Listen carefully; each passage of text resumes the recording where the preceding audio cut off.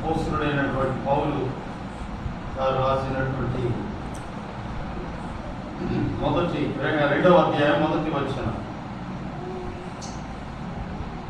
నా కుమారుడా, క్రీస్తు యేసునందున్న కృపచేత బలవంతుడు కమ్ము. ప్రేమగల మా ప్రియ పరలోకమందున మా తండ్రి, నీకు వందనాలు స్తోత్రాలు చెల్లిస్తున్నాం. మా క్రియల వల్ల కాదు కానీ కేవలం నీ ఉచితమైన కృపచేతనే మేము రక్షింపబడ్డాం. ఎఫెసీయులకు రాసిన పత్రిక 2వ అధ్యాయం ప్రకారం పాపం నుండి, శాపం నుండి, పాపముల చేత అపరాధం చేత చనిపోయిన మమ్మల్ని క్రీస్తు యేసుతో కూడా లేపి కూర్చోబెట్టా. నిజంగా మీరు బలపరిస్తేనే మేము సమస్తమును చేయగలం. ఈ సమయంలో దేవుని వాక్యము అమూల్యమైన సందేశం అందించి మీ నామమునకు మహిమ, చేయవలసిన బిడ్డలకు ఆశీర్వాద బలము, శక్తి ప్రసాదించమని యేసు ప్రభు నామములో ప్రార్థన చేయించున్నాం తండ్రి, ఆమేన్. క్రీస్తునందు ప్రియమైన దేవుని బిడ్డలారా, ఈ రాత్రికాల సమయంలో మనం ఎక్కడ బలపరచబడుతున్నాం, మనం ఎక్కడ గుణపరచబడుతున్నాం? దేవుని యొక్క పాఠశాల, దేవుని బడి, దేవుని మందిరం మనము ఎంతగా బలపరచబడతామంటే, ఎంతగా దేవుని సన్నిధికి మనం వస్తామో అంతగా బలపరచబడతాం. అందుకనే అపోస్తలుడైన పౌలు, నా కుమారుడా, క్రీస్తు యేసునందున్న కుమారుడంటే ఎవరు? తిమోతికి తల్లి, తండ్రి, అవ్వ ఉన్నారు.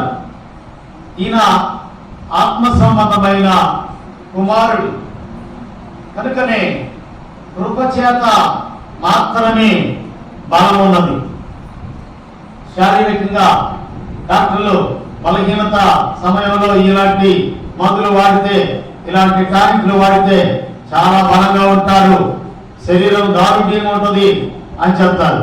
కానీ పేతురు మరి పత్రికలో ప్రభు దయాళుడని మీరు రుచి చూచిన సమస్తమైన దుష్టత్వము, సమస్తమైన కపటము, వేషధారణ మాని కొత్తగా జన్మించిన శిశువులను పోలిన వారై వాక్యమనే పాల వలన మనము రక్షణ విషయంలో ఎదుగు నిమిత్తము ఏం తీసుకోవాలా? పాలు తీసుకోవాలి.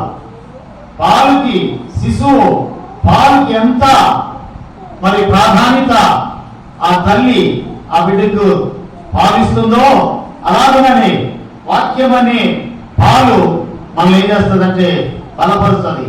వాక్యమను పాల వలన రక్షణ విషయంలో మనం రక్షింపబడ్డాం. మనము స్థానిక సంఘం కనుక రక్షణ పొంది ఉన్నాం. కనుక మనకంటూ ఒక నిరీక్షణ ఏమిటి అంటే, ఆయన బుర్రశబ్దముతో నా బ్రతుకులు కలలు పండగా, అవధులు లేని ఆనందముతో నీ కౌగిలి నే చేరనా. ఆరాధుడా, అభిషక్తుడా, ఆరాధన నీకే. ప్రాణేశ్వర నా యేసయ్య, ఆరాధన నీకే, ఆరాధన నీకే. కృపాక్షేమము నీ శాశ్వత జీవము, జీవిత కాలమంతయు నీవు దయచేయువాడవు. మహోన్నతమైన నీ ఉపకారములు తలంచుచు అనుక్షణము సించనా. నీ కృపలోనే పరవశించనా. ఇప్పుడు ముక్కుకు మాస్క్ పెట్టుకున్నారు, మీరు మీటర్ దూరం ఉన్నారా? శానిటైజర్ పూసుకున్నారా? బై గాడ్ గ్రేస్, దేవుని కృప. ఆయన first way, second way, third వే. కనుక అట్లా థర్డ్ వే, ఫోర్త్ వే అనుకునేవాడు దినదినం చస్తానే ఉంటాడు. కానీ దేవుని వాక్యం మనల్ని ఏం చేస్తుంది? మనల్ని బ్రతికిస్తారు, మనల్ని బలపరుస్తారు. అలాగైతే మరి బ్రతికి ఉన్న మనము ఎవరి కోసం మనం ఎదురు చూస్తున్నాం? మరి దైవజనులు పెళ్లి చేసి వచ్చారు, పెద్దలు దైవజనులు దానియేలు గారు, అంజయ్ గారు. పెళ్లి కుమారుడు ఉన్నాడు, పెళ్లి కుమార్తె ఎదురు చూస్తూ ఉంది. అలాగైతే మరి ప్రకటన గ్రంథము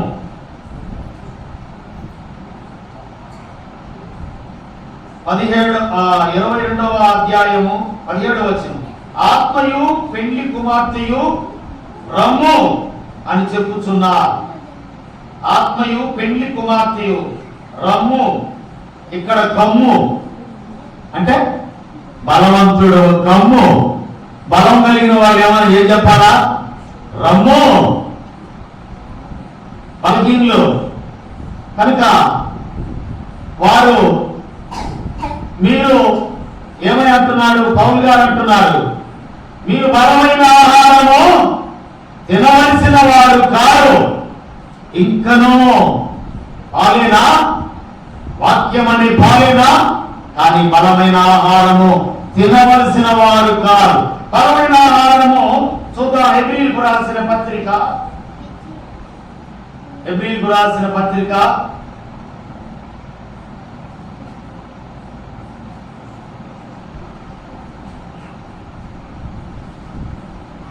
5వ అధ్యాయం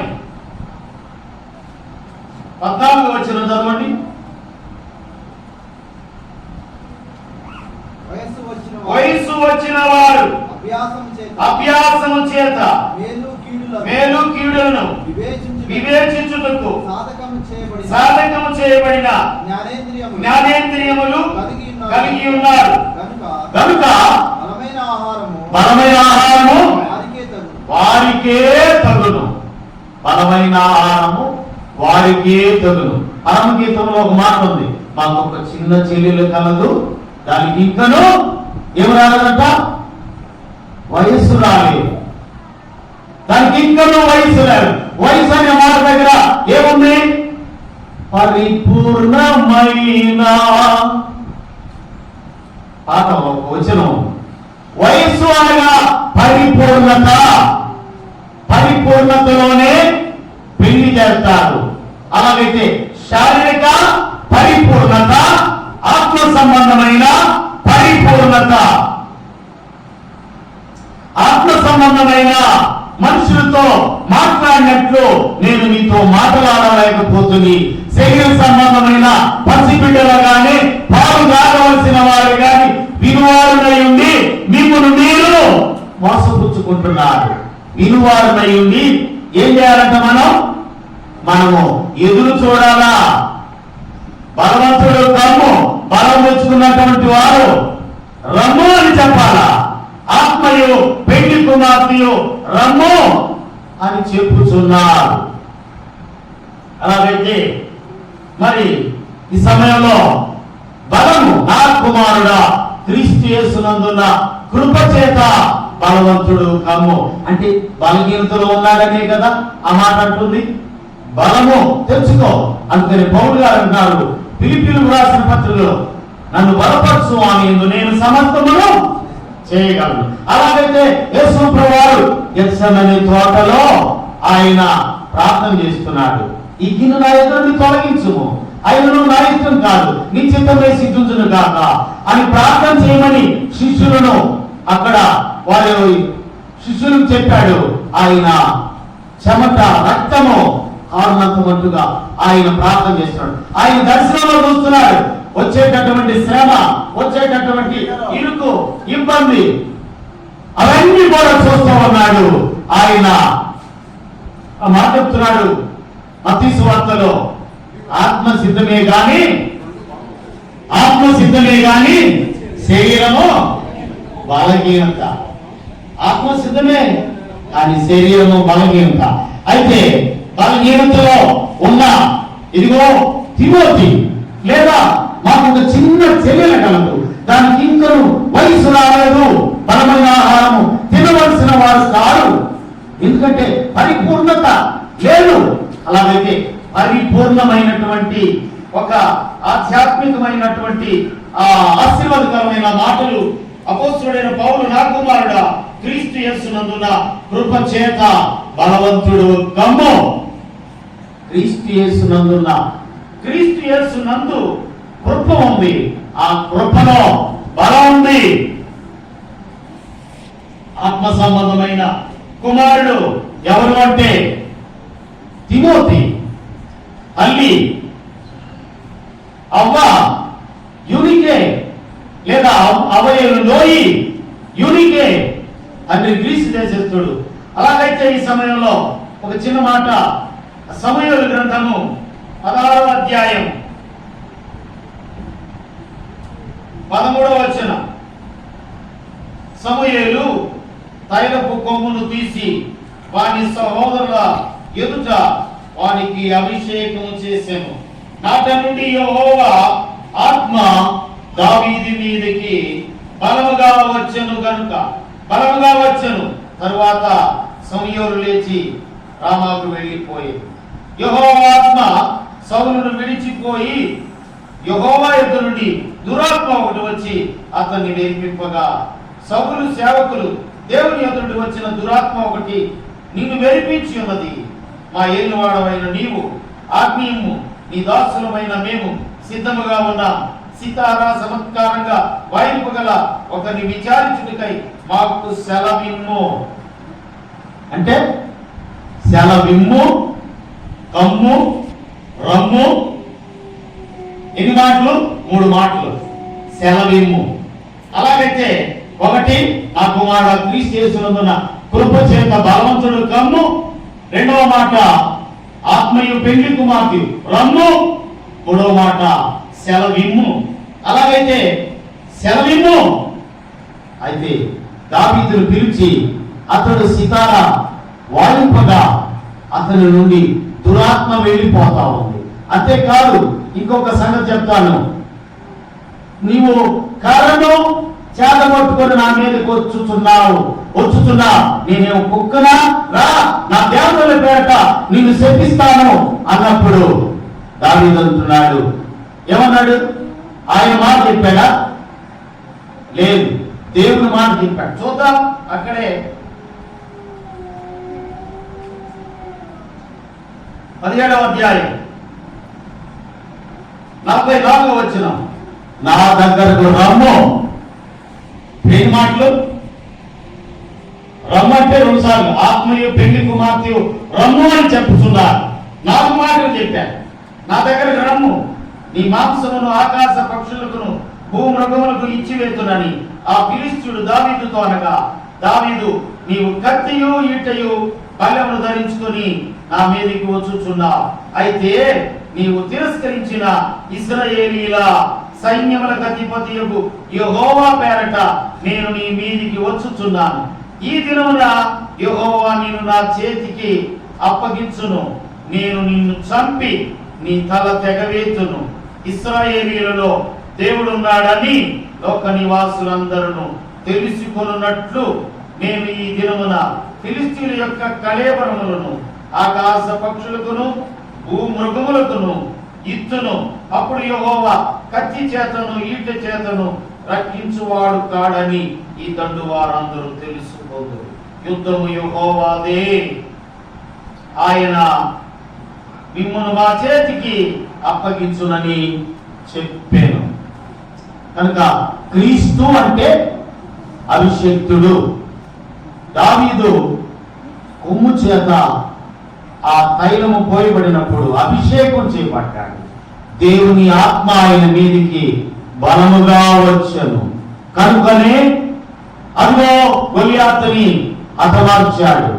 కారణం, యుద్ధము యెహోవాదే. కత్తి ఈట బల్లెను తీసుకొని వస్తున్నా, నేను మాత్రం ఒక్కడిగా వస్తున్నాను. అలాగైతే దేవునికి మనుషులకు మధ్యవర్తి ఒక్కడే, ఆయనే క్రీస్తు యేసును. చెప్పాలా?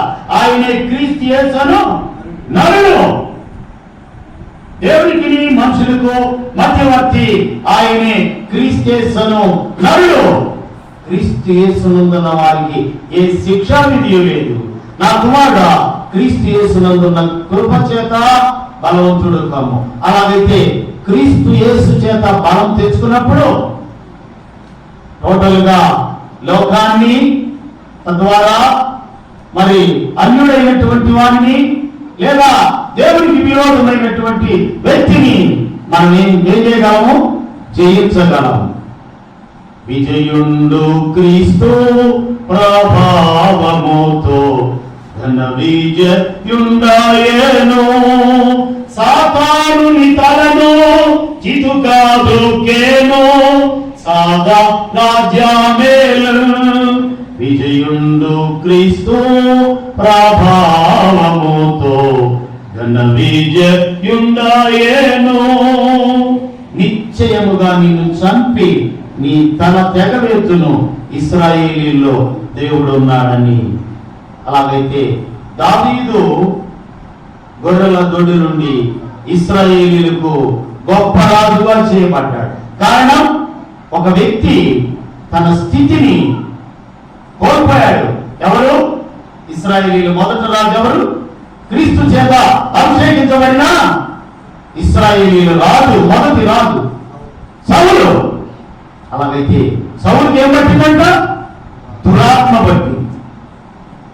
అంటే మన ఇష్టానుసారమైన పనులు చేస్తే మనకు దురాత్మలు పడతాయి. ఏందయ్యా దురాత్మ పట్టిందంటే ఆ పాస్టర్ రావాలా, ఆ దురాత్మను వెళ్ళగొట్టాలి. కనుక పాస్టర్ రావాలా, దురాత్మను వెళ్ళగొట్టాలా. అలాగైతే ఈ సమయంలో దురాత్మ అతన్ని వేడిపిస్తూ ఉంది. వేడిపించేది ఏంటంటే లోకంలో ఉన్నదంతా శరీరాశ, నేత్రాశ, జీవకుడము అవి వెరిపిస్తూ ఉంటాయి. యోసేపును కూడా మెరిపించినా కానీ మెరిపించిన కాదు, కురిపించిన క్రీస్తు అభిషేకం. నేను అలాంటి వాడు కాదు. నేను యవనస్తుని, నేను దేవునికి విరోధంగా నేను పాపము కట్టుకొనునా? నా దేవుని బలం కావాలి. యోసేపు దేవుని బలం మీద ఆధారపడ్డాడు. దావీదు దేవుని బలం మీద ఆధారపడ్డాడు. కానీ ఒక హాని ఏమిటంటే, ఒకనొక సమయంలో హాని జరిగిపోయింది. దావీదు తన జీవితంలో సౌలు ఎలా కోల్పోయాడు, దావీదు జీవితంలో కూడా కోల్పోయాడు. అందుకని మళ్ళా ఎంతగా ఏడ్చాడో, ఎంత కన్నీరు గార్చాడో, నా పరుపు తేలిపోతుంది. కారణం, ఈ దినం విజ్ఞాపన కూడిక, శనివారం, ఈరోజు సిద్ధపరచు దినం. మనం సిద్ధపడి రేపటి ఆరాధనలోకి మనం ఏమై ఉండాలా? కలుసుకోవాలా. మన శయన స్థానము పచ్చని చోటు. అంటే మనం కలుసుకునే చోటు దేవుని మందిరం. మందిరంలో ఏం చేయాలంట? ఆరాధన నీకే నా యేసయ్యా, స్తుతి ఆరాధన నీకే నా యేసయ్యా, సేవించెద నిన్నే నా పూర్ణ హృదయముతో. అలాగైతే పౌలు పరిపూర్ణుడు, దావీదు పరిపూర్ణుడు, యోసేపు పరిపూర్ణుడు, యేసయ్యా పరిపూర్ణుడు. మనం ఏమని ఉండాలంట? కనుక పరిపూర్ణులమై ప్రభువుని ప్రార్థన చేయాలా. అలాగా మరి వ్యక్తిగతంగా మనం దేవుని సన్నిధిలో ఉండి ప్రార్థన చేయటం అనేది ఆశీర్వాదకరం. కనుక రేపటి దినం కొరకు నన్ను సిద్ధపరచు ప్రభువా, నా పొరపాటు మన్నించు. రేపు దేవుని మందిరంలో చేరాలా, ఆరాధించాలా. అంతేకాదు ప్రభు శరీరము మనకేమిస్తుంది? బలం ఇస్తుంది. నా శరీరము నిజమైన ఆహారము, నా రక్తము నిజమైన పానమునై ఉన్నది. అలాగైతే దేవుని వాక్యం ఈ నా రక్తం వలన క్రొత్త నిబంధన. అంటే ఈ బంధంలో ఇది క్రీస్తు బంధం. ఈ బంధంలో అందంగా కూడుకొని ఆరాధించాలా. అప్పుడే ఆయన ఆనందిస్తాడు. ప్రభుని ఆనందింపజేయాలి. మనం ఆనందించుడి, మరలా చెప్పుదును ఆనందించుడి. ఆనందం నీలోనే, ఆధారం నీవేగా, ఆశ్రయం నీలోనే నా యేసయ్యా. స్తోత్రాలుడా, అర్హతే లేని నన్ను ప్రేమించినావు. జీవించు ఇలలో నీ కోసమే సాక్షార్థమై పదే పదే నిన్నే చేరగా ప్రతి క్షణం నీవే యాసగా పదే పదే నిన్నే చేరగా ప్రతి క్షణం నీవే యాసగా కలవరాల కోటలో కన్నీటి బాటలో కలవరాల కోటలో కన్నీటి బాటలో కాపాడే కవచముగా నన్ను ఆవరించిన దివ్య క్షేత్రమా స్తోత్ర గీతమా. ఏం ఆవరించాలంట? దురాత్మ ఆవరించాలా? పరిశుద్ధాత్మ ఆవరించాలా? సర్వోన్నత శక్తి నిన్ను కమ్ముకోను, పరిశుద్ధాత్మని మీదకి వచ్చును, పుట్టబో శిశు పరిశుద్ధుడే దేవుని కుమారుడు అనబడు. పరిశుద్ధాత్మ ఆవరించాలి. ఆవరించాలంటే ఆవరిస్తే ఆవరించదు, నిద్రపోతే ఆవరించదు. ఇంకనే ఈ నిద్రపోతా నీకేం వచ్చింది? అదిగో యోసేపు అనుమానంతో నిద్రపోతున్నాడు. అనుమానించి ఈ స్త్రీని వదిలిపెట్టాలా రహస్యంగా అనుకోండి. ఓ యోసేపు నువ్వెందుకయ్యా అనుమానం పడుతున్నా? ఓ జకరియా నువ్వెందుకు అనుమానం పడుతున్నా? ఆయన కూడా అనుమానం పడ్డాడుగా, ఆయన కూడా యాత్రికుడే, అనుమానం పడ్డాడు. అయితే ఆ బిడ్డ పుట్టిన తర్వాత ఆ పిల్లోడు పేరు ఎప్పుడైతే ఏం పేరు పెట్టాలంటే పేరు యోహాను రాయడంతో నాలుక తెరవబడింది. అయితే నమ్మకపోతే నత్తులైపోతారు, నమ్మితే నీవు దేవుని మహిమను చూస్తా.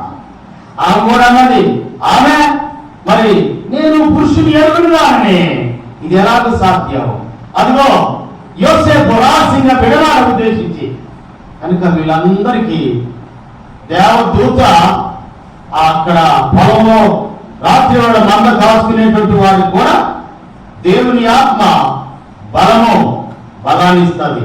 నా కుమారుడు క్రీస్తు యేసునందున్న కృప చేత బలవంతుడు కమ్ము. ప్రార్థన. ప్రేమ గల మా ప్రియ పరలోకమందున్న మా తండ్రి, అమూల్యమైన సందేశము, ఆశ్చర్యకరమైన నీ వెలుగులోని నాయన మాటలు అందించావు.